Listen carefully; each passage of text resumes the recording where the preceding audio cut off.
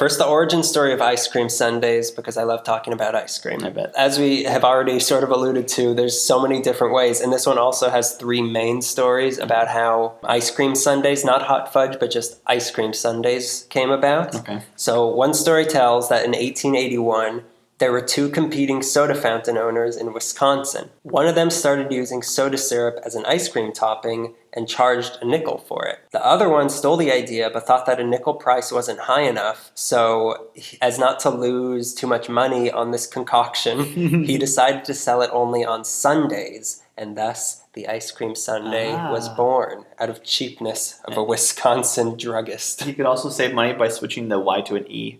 He could also save money by switching to Geico. Saves you money.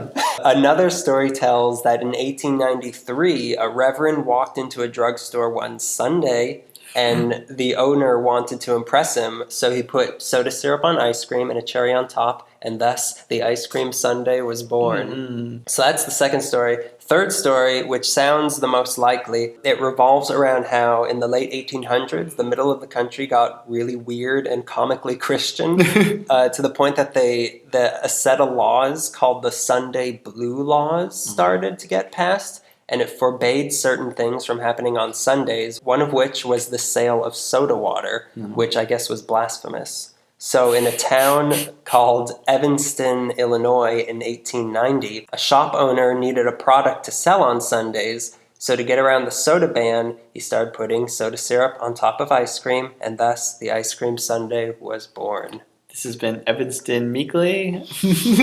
So whatever controversy there is, the hot fudge sundae was definitely invented in LA. Okay. A candy man named Clarence Clifton Brown, the candy man. Candyman can. He can make everything he bakes satisfying and delicious. You can even eat the dishes.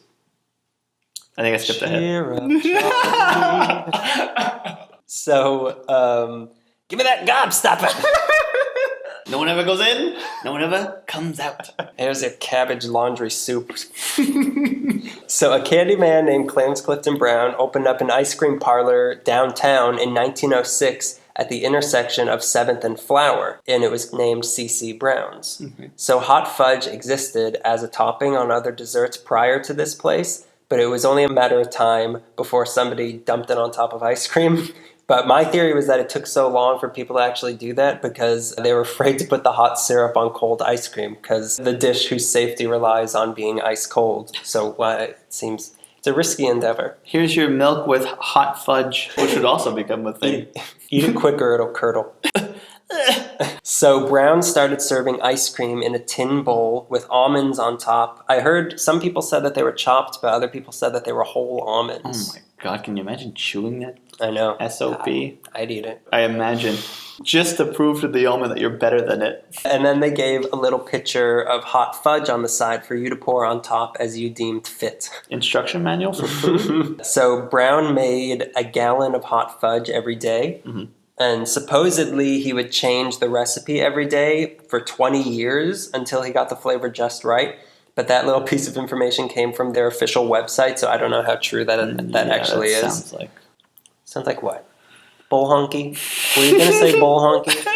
I was going to say that dog don't hunt is what I was going to say. The fudge was made in the same... Around the corner, perhaps? I think there was a lemonade stand also. Oh, sorry, you were saying? Recess just ended. So the fudge was made in the same copper kettles. I will turn this podcast around. Copper kettles? You're just making up words now. Okay, so it was made in the same copper kettles that were brought by the Brown family to LA on a We have to start all over. So that stuff was made in the same copper kettles that were brought by the Brown family to LA on a covered wagon when they first moved out here and was done so in the same copper kettles for the restaurant's entire existence. Really? And apparently the sundaes were very delicious and nutritious.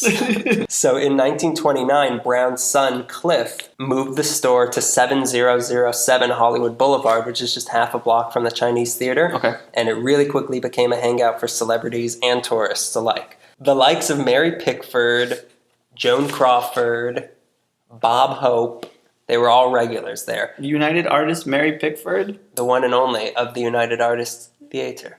Call back. Go ahead. Another one. Marlon Brando, he would bring his family there and order his sundae and then go eat it outside in his limo while his family ate inside. Wow. Yeah. I bet Orson Welles was in limo too. Listen, open up. This is funny.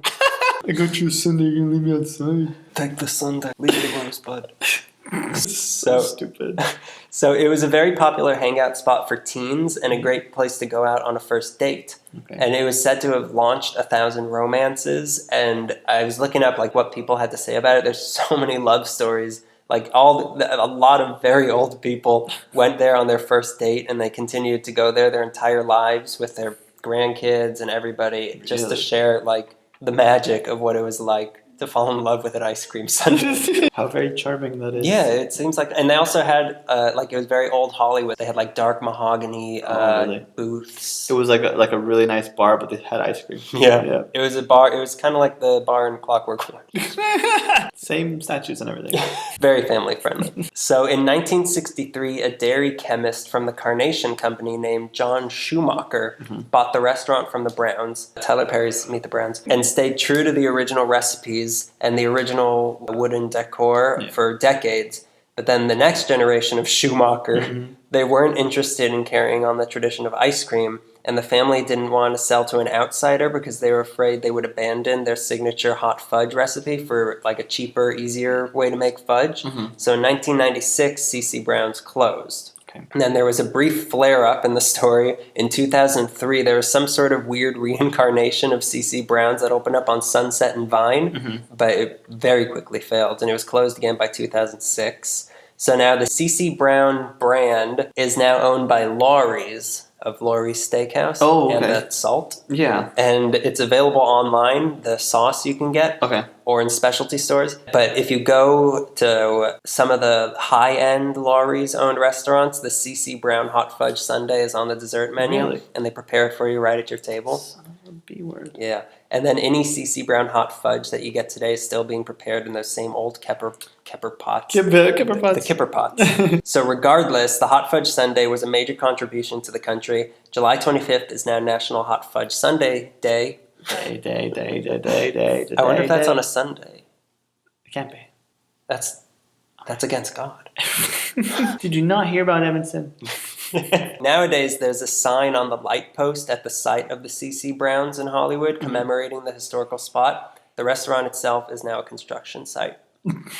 For a giant CC Brown's empire. We could rebuild it. We have the ice cream. We have the churner.